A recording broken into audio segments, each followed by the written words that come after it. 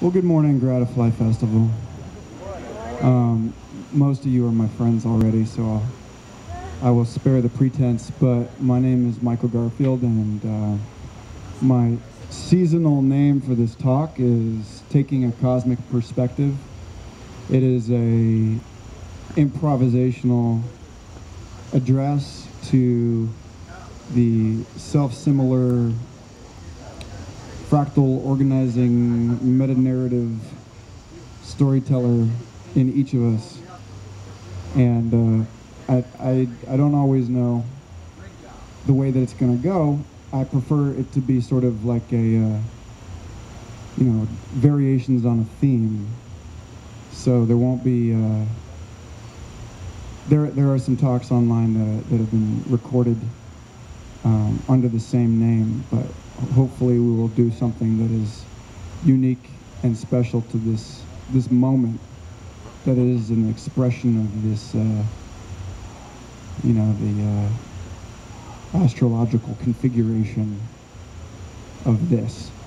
If you're wondering whether or not to stand there or to keep walking, let me suggest that there may be a third opportunity, which is to join this group of beautiful people and sit for a moment, and then you can make an informed decision.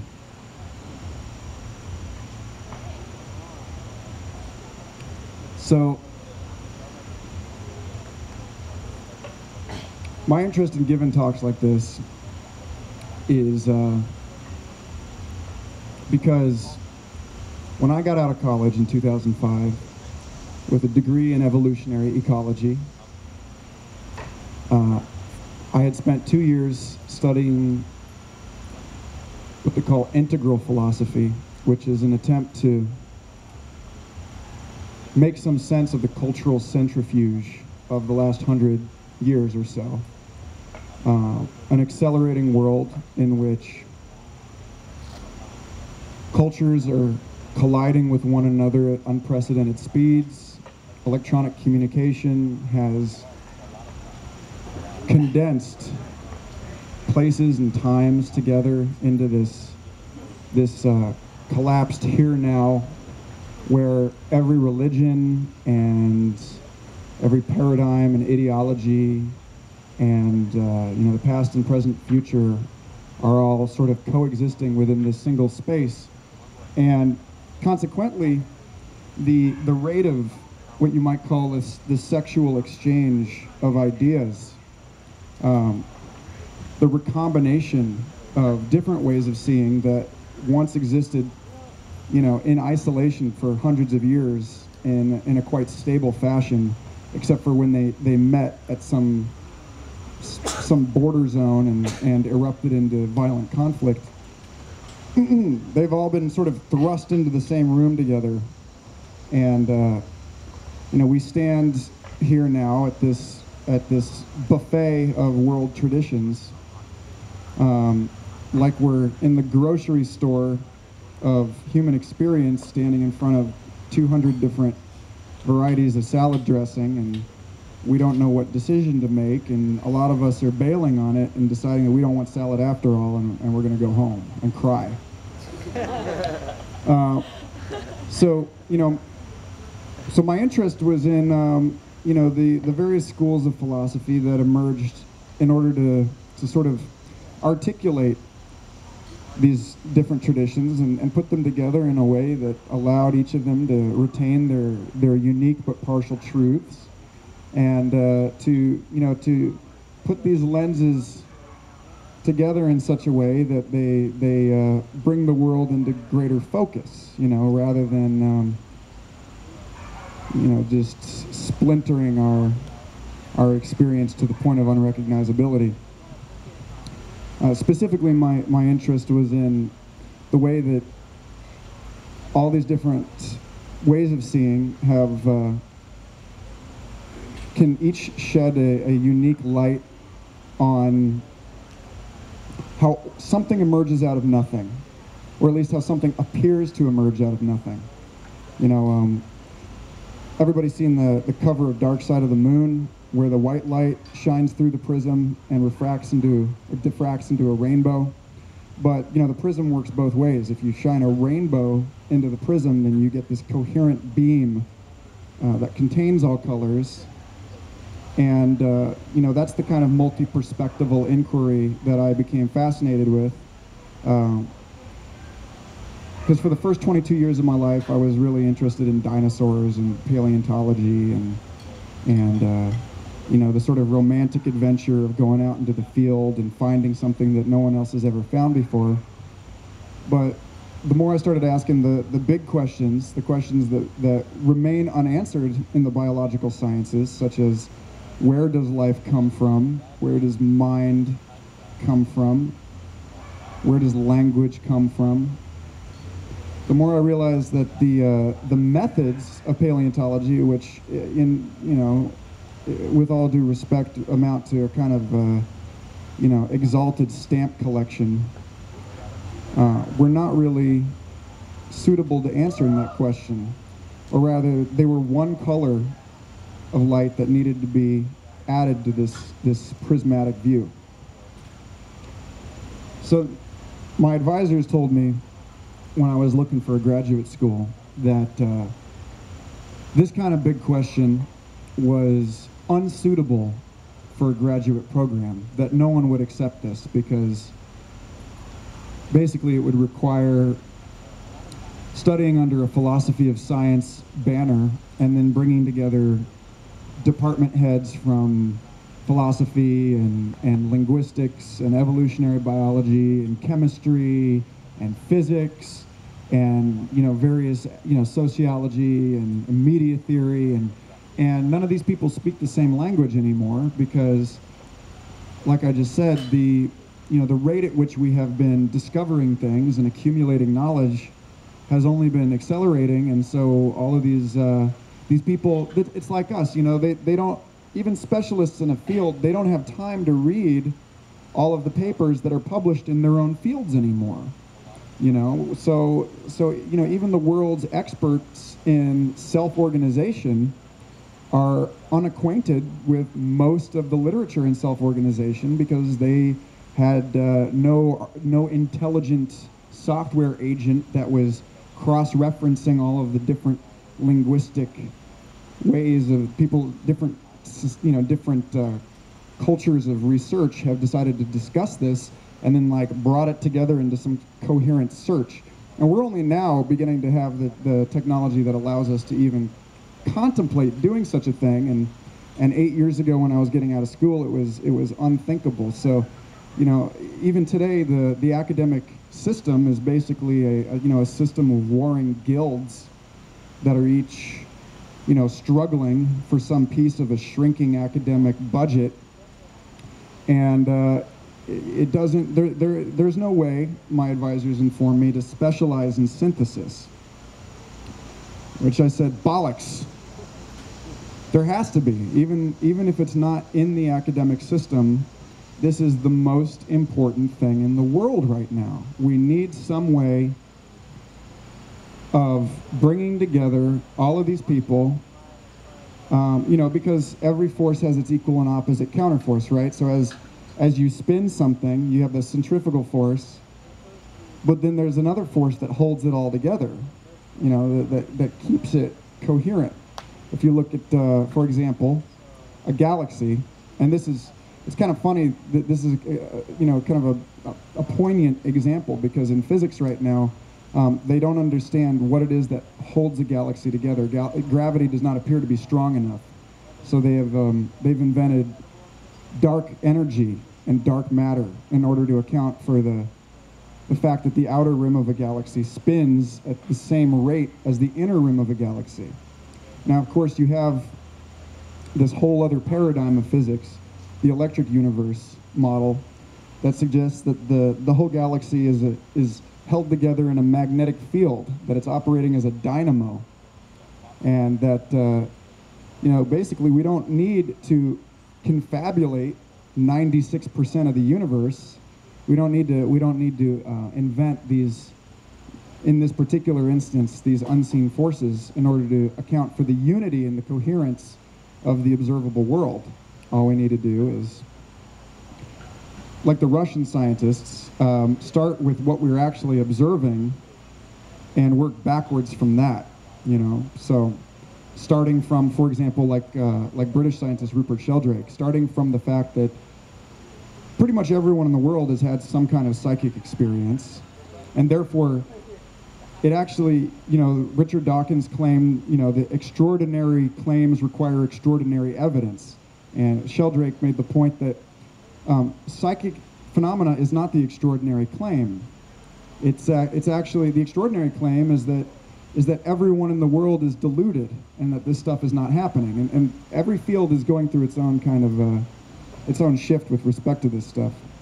So I hope that you're willing to let me kind of take you on a ride here, because I don't expect, I was born under a retrograde Mercury, and I don't expect anything I say to come at you directly.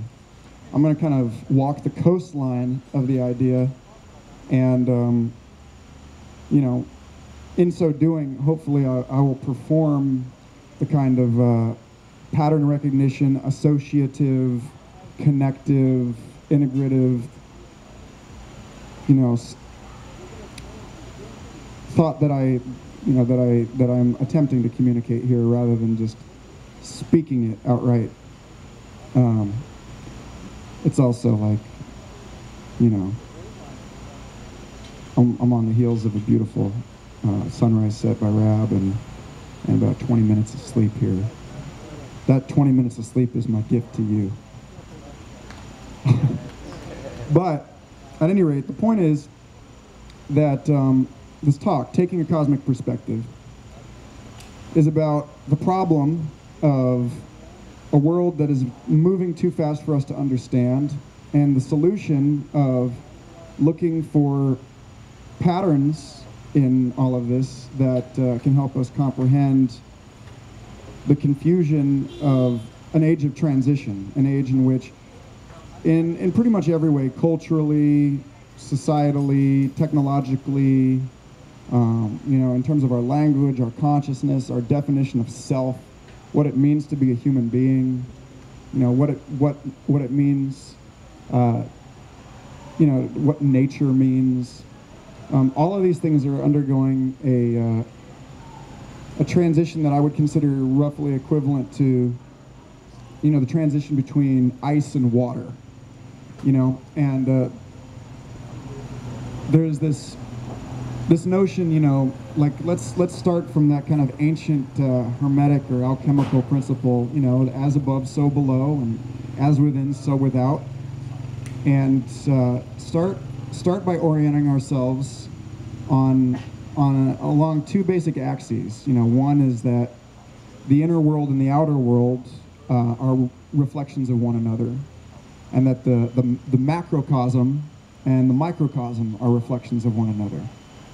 You know, because you can look at, you know, the electrical scarring of ball lightning in a laboratory, and it looks exactly the same as the patterns of the canals on Mars. And, you know, likewise, you can look at, you know, the fact is that the whole world that we experience is actually occurring in our minds, and this isn't, you know, some sort of mystical Vedantic mumbo jumbo. This is, you know, I'm someone who is raised to think of things in a very left brain and scientific way, and it suits me. It helps me, and it may help some of you to know that you know, the last 100 years of science has been largely about coming to understand the mechanism and finding a language for some of these perennial truths that the modern, rational, enlightened Western mind can appreciate. You know, because about 300 years ago, we decided in the West that the world is spirits and personal divine forces in the sky were no longer suiting us, and that you know, we had to get ourselves out from under the thumb of this self-appointed divine right of kingship and start investigating the world for ourselves. But in the process, we kind of threw the baby out with the bathwater, and we ended up denying a lot of the common reality of our experience. And it's unnecessary. And it's not only unnecessary, it's no longer flowing with the tide of history, because as former MIT cultural historian and mystical poet William Irwin Thompson noted in his book Coming into Being, Artifacts and Texts in the Evolution of Consciousness, electronic communication is in a significant way kind of thinning the veil between the mundane secular world of human society and the world of the realm of spirits. That when you look into a computer screen and you can get on Google Earth and you can travel anywhere, in the blink of an eye, and you can get into other people's minds and access their ideas, that basically this is the world that was understood and described and mapped out by pre-modern indigenous traditions, traditions that we kind of lump under the basket of shamanism these days, although very few of them called themselves that. That in a world where this move towards an Internet of Things, where wireless chips are embedded in everything, and your toaster is talking to your house, and your house is talking to your car, and your car is talking to the other cars on the road. This is a world of, in some strange way, a world in which the mineral realm has woken up through us and is animated and is sentient, at least in practice. And so we're actually living in a world that is much closer to the world of an Amazonian indigenous tribesman than the sort of godless suburban wasteland of our parents and their parents. Whether or not you choose to see it as literally inspirited, whether or not you believe that the rocks and the trees have a soul to them, and arguably, the study of this emergent study of the distributed intelligences in our ecosystem suggests that these things do in fact have some, whatever we may call in our kind of modern, rigorous, scientific way, a soul or a spirit to them. But this is a handy way of relating to this world, nonetheless. And then on the other side of it, we know that the world that we experience is a fiction. It's a confabulation. It's presented to us by, the nervous system, this greater mind than our conscious mind that's distributed through the entire body. The enteric nervous system and the cardiac nervous system, and then this whole field of psychoneuroimmunology that examines how our nerves and our immune system are related to one another. That the body is actually an entire ecosystem of cooperative intelligences, and that they gather our sensory input together into a package that's passed up through the brainstem, and that the brainstem, based on a personal history of conditioning, psychological conditioning, what our parents have told us is or is not relevant, what our parents have told us, where our cultures have told us to focus our attentions over our lives. And then also, an evolutionary history. There's a study, there's a field called epigenetics that looks at the way, the inheritance of racial memory, and how the experiences of our ancestors are passed down in molecules that bind to our DNA and regulate its expression. So it's not simply about mutations in the DNA, but how our experiences leave imprints in the way that our DNA breathes. If you imagine like taping together certain pages of a book, all of us have pages taped together, and the vast majority of our stories remain untold.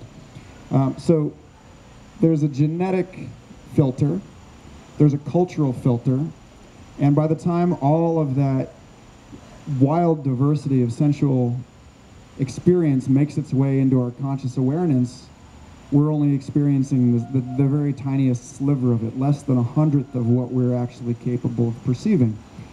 As an aside, I mean, I guess this whole thing is kind of an aside, but yesterday was Aldous Huxley's birthday, and you know, Aldous Huxley, as the author of The Doors of Perception and Heaven and Hell, was the first person to put forward the idea that, this is before any of this stuff had been worked out by cognitive neuroscience, that the brain acts as what he called a reducing valve that selects and filters and funnels an otherwise dizzying and insensible complexity into a manageable world that we can experience. But of course, the problem with this is that filter is being strained by a flood of experiences, like I was saying earlier, that everyone else's filters are now being superimposed on our own. You know, that the light of experience of the Eastern world and the Western world, the modern world, the pre-modern world, the postmodern world, you know, the contemplative world, the scientific world,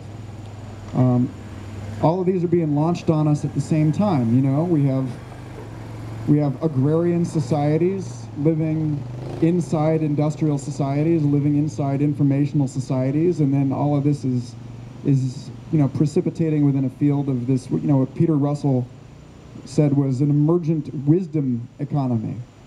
That you know, once all of the world's information, and this is happening now, this is a precipitous shift for us, symptomized by WikiLeaks and Edward Snowden and you know, the age of the transition past secrecy into a world where it's no longer possible to hide except in plain sight.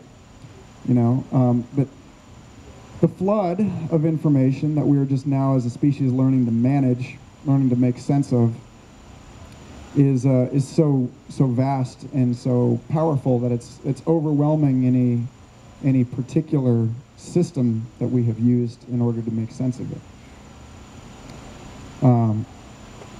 So in some way here, you know, I've charted a map of the problematique for you all here, and I think all of us probably have experienced this in some way. I experienced it when I got out of school, and I realized that the questions that I had were too big for school, and you know, too big for the cultural systems that in which I had invested my faith and in which I had placed my authority for the first 22 years of my life. And that it was now upon me to find other people with these same questions who had perhaps arrived at similar conclusions, or were at least animated, motivated by the same hunger to understand things, and to start correlating our stories, to start comparing our experiences.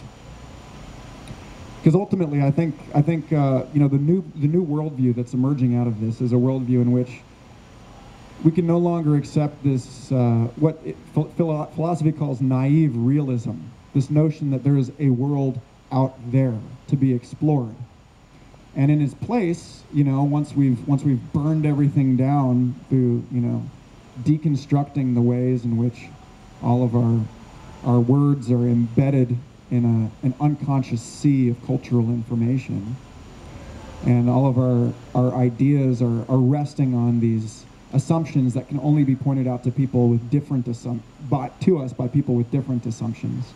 You know, like in mathematics, this occurred very early in the 20th century through Gödel's incompleteness theorem, which shows that all of mathematics is resting on a series of assumptions. And so, you know, the question of the uncanny perfection of math and its description of nature cannot be answered through mathematics. You know, Einstein came at this through relativity theory. The quantum physicists came at this through the double slit experiment and their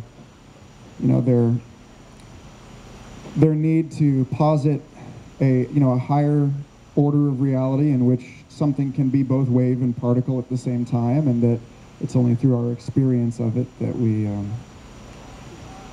arrive at this view of one or the other. And the integral philosophers that I ended up stumbling on in my search came to this understanding that mind and matter are actually two perspectives on the same thing for which we have no words. I mean, we may call it an ultimate or a transcendental reality, but the fact of the matter is that it's not, except to us as individuals, that it's something that's only perceived through us, or as Meister Eckhart said, that the eye of God is my eye. That as many other people have articulated, that we are the world waking up to itself. We are the world experiencing itself. And of course, that's not a unique human privilege, because if a tree falls in the forest and no one's there to hear it, what the hell are you talking about? There's a forest. The tree, trees actually do have acoustic sensitivity. It turns out very recently discovered that they do seem to emit what we would consider subsonic or really subaural acoustic vibrations, and they communicate. And of course, you've got all the bugs and the squirrels and these other organisms that use pressure waves in order to convey meaning and information to one another. Meaning being the internal experience of information, and information being the descriptive portrait of that which is experienced as meaning, and neither of these being the full story. I'm just sort of listing fields of inquiry here, but the study of meaning being, hermeneutics or semantics, and then the study of you also have semiotics and syntax, and for example, there's a beautiful new science, the science of biosemiotics, which is about how the meadow experiences itself. How frogs experience power lines, how deer experience cars, how grass communicates to the mycorrhizal network that is connecting plants to other species of plants, and what these chemical and these electrical and these acoustic signals all, how they are experienced by these non-human organisms and by humans, and how, we are in some sense a specialized tissue within this larger ecological superorganism. So at this point, I'm starting to get a figure, looking into this stuff, how it is that we're going to find our way out of this maze, because thanks to the exact same electronic communications media that led me to this confusing bustle of perspectives and paradigms in the first place, I'm starting to articulate a view from above. The eagle vision. It's very easy to find your way out of the maze if you've got a satellite, and then you can just look at your smartphone and you can Google map your okay, the shortest path out of here is, and this is exactly the same sort of like astral projection by means of our living technological extensions that is transforming the nature of selfhood in this day and age. Our senses are no longer limited to our own eyes, and we're beginning to democratize these shamanic layers of reality that were once accessible only to those who were using what Rich Doyle calls ecodelic psychoactive plants. Timothy Leary was fond of saying that LSD, that the internet was the next LSD, which seems to be borne out in our experiments. Google just put out those, or they're about to put out those glasses that allow you to speak to the collective intelligence of our species and ask it questions and get answers. Okay, glass, how do I say, make me a cup of tea in Mandarin? And it's there, you know, as long as you have your wireless connection set up. And, you know, I mean, this is you know, we have every right to be afraid of this, because it really is about the dissolution of the egoic self that we were all brought up to understand and identify as, into this this much more shimmering, multifaceted, luminous, diaphanous ocean of experience. You know, I mean, the fact of the matter is that, you know, the human mind has always worked this way. There's a region of the brain, the mirror neurons, which they only recently, just a few years ago, confirmed exist in human beings. And the mirror neurons are basically the part of the brain that's responsible for monkey see, monkey do, because we're social organisms, and it's evolutionarily important for us to follow suit. If we see someone running breakneck through the jungle in a particular direction, we should probably start running that direction, so maybe at least we can catch up with the guy and find out what he's running towards or away from.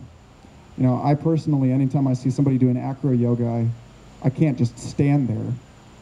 And you know, it's this resonant and reciprocal binding of our experience to one another that defines us as social organisms. I mean, the ego itself is really only, you know, a narrative that grows in the context of our cultural reflections. You know, I mean, we are who the world around us says we are, for the most part. And if we, you know, if we claim to be something other than that, then that drive to transcend a consensus narrative is something that was enculturated in us. You know, our fierce individualism as Americans is something that we learned from our parents and our peers. So, I mean, you know, we have always been essentially a provisional story. You know, whoever we think we are as individuals has been basically, you know, pieced together from the way that other people relate to us. You know, and I mean, in that sense, it's, you know, it's very hard for most of us to, you know, to be told that we're good people or that we're bad people, and to bounce back from that, and to understand that these are just concepts, these are constructions, these are cultural realities, and that they're, in the words of the Big Lebowski, just your opinion, man. So, I mean, the fact of it is that we live in this infinite hall of mirrors, and we know ourselves only through glimpsing ourselves through our reflections in this infinite hall of mirrors. So it really, in that respect, it really shouldn't frighten us that we're becoming more and more transparent to one another, that we're able to ever more instantaneously and frictionlessly share our inner private worlds with each other. You know, I'm especially fond of the, you know, to kind of paint what they call the dialectic of progress, both the light side and the dark side of the future, into which all of us are walking with one eye open. On the one hand, we have the ability to establish a rather horrifying state of what they call, you know, neuromarketing, where the vending machine will be able to read your mind and sell you Coca-Cola by embedding subliminal programming in your favorite song. You know, or where the thought police, you know, the pre-crime department, you know, at the NSA has noticed the pattern of your text messages and decided whether or not it has any validity, that you are a drug dealer, and that they're going to start paying attention to you. But on the other side of things, you know, they just did an experiment a couple months ago where they were able to take a chip and train this chip through the neural firing in the brain of a rat as it learned to walk a maze. And then that information was sent wirelessly across the country from California, I believe, to North Carolina, I believe, to another rat that had never met the first rat. And that pattern of neural firing was stimulated in the second rat by a chip that was essentially kind of a wireless prosthetic strip of mirror neurons.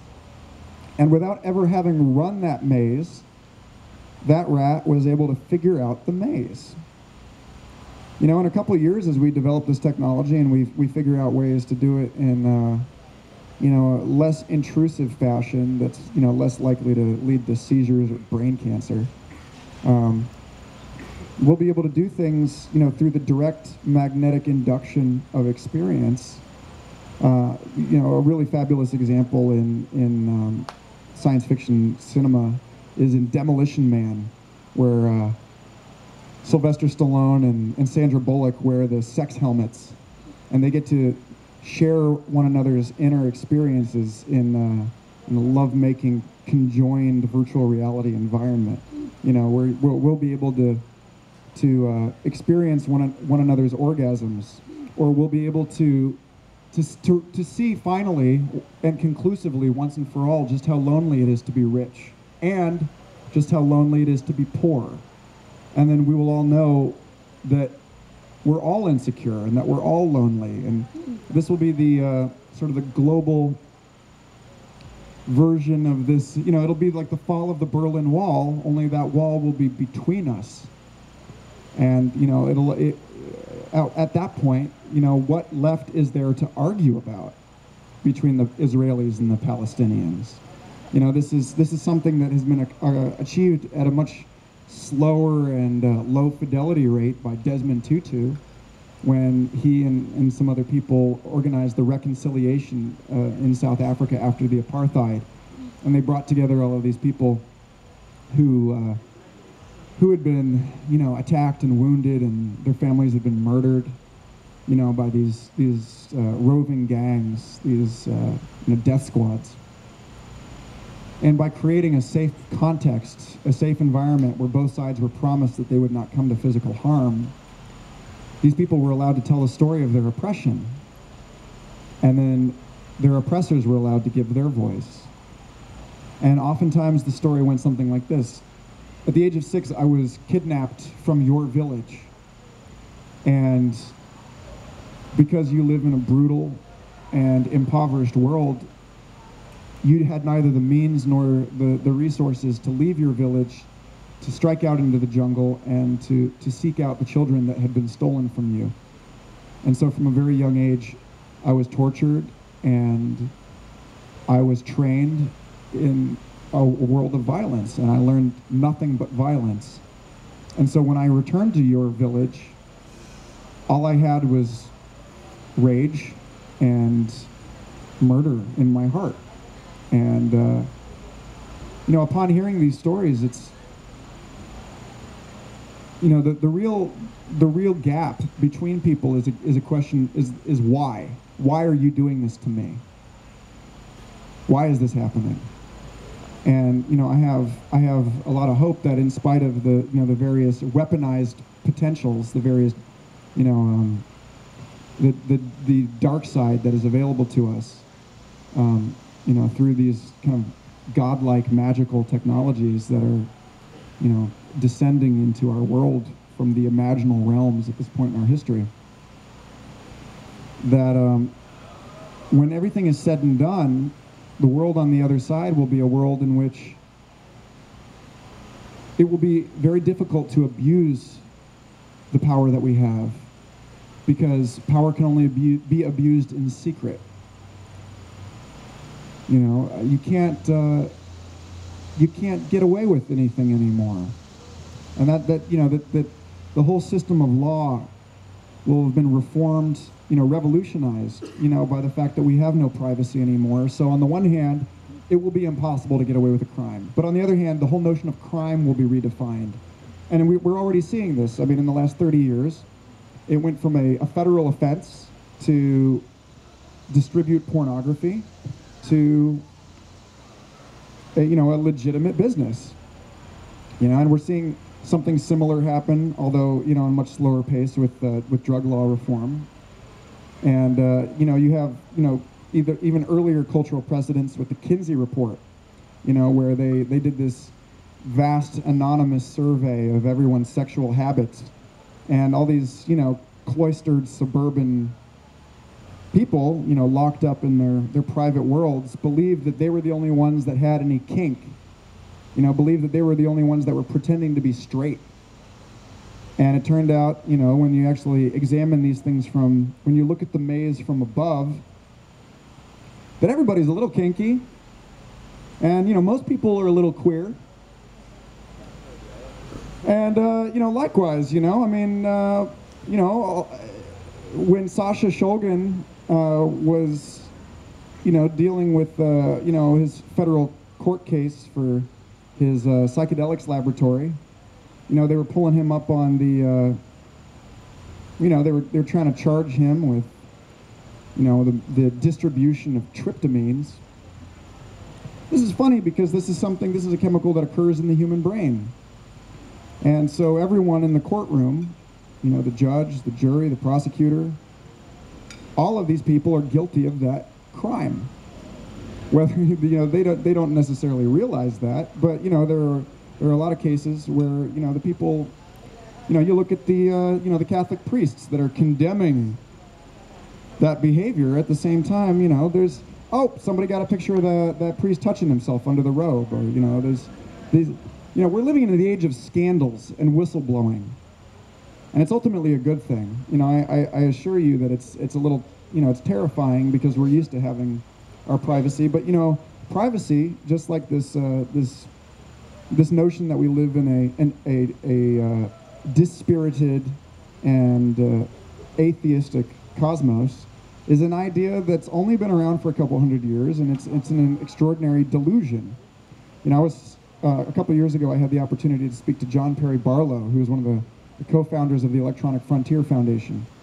This is a man who's dedicated his life to establishing and preserving the civil rights of our electronic commons. And, you know, he's saying, you know, we have to protect our, you know, our privacy. And I said, well, don't you think that's actually a little counter to the momentum of the actual forces in the world, and where it seems that you know, the historical movement of things is taking us? And he said, of course. And ultimately, when everything is said and done, you know, there won't be this vast disparity where only a few people have privacy. You know, no one will have privacy. We got 14-year-old kids hacking into the Pentagon. You know, we have Anonymous launching denial of service attacks against multinational corporations. You know, we have innumerable groups right now that are working on how to establish local ad hoc networks where everyone's phone is running its own server, and we're able to basically BitTorrent our communications within the network, so that we don't have to push all of our communications up to satellites through corporate servers. You know, the cloud is a lie, you guys. It's not actually distributed, it's consolidated. You know, all of that information is going to Google or Microsoft, you know, or Facebook. And the world in which we're moving into is you know, the transition is akin to the world, you know, the transition where only the priests were able to read the Bible, and they could tell people whatever the hell they wanted was in the Bible. You know, to the point where we had a printing press, and suddenly people are able to read the Bible in their own language. And they're able to say, you know, I think I'm reading this a little differently than you are.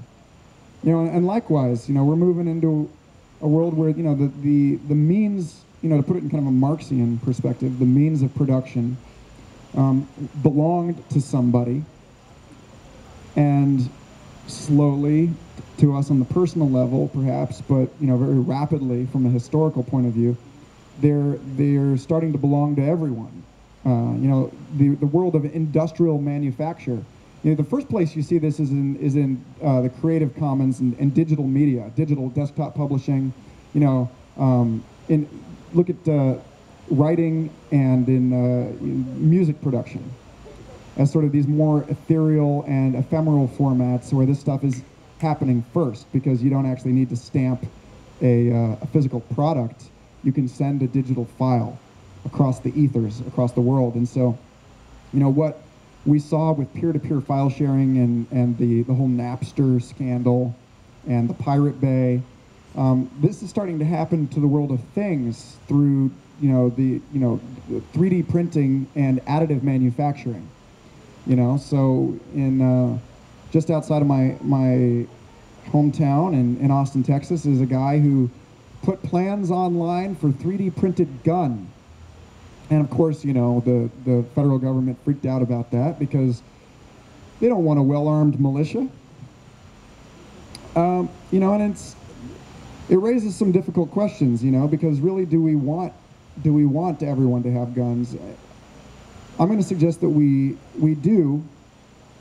And if we step outside and we view the maze from above, this is why.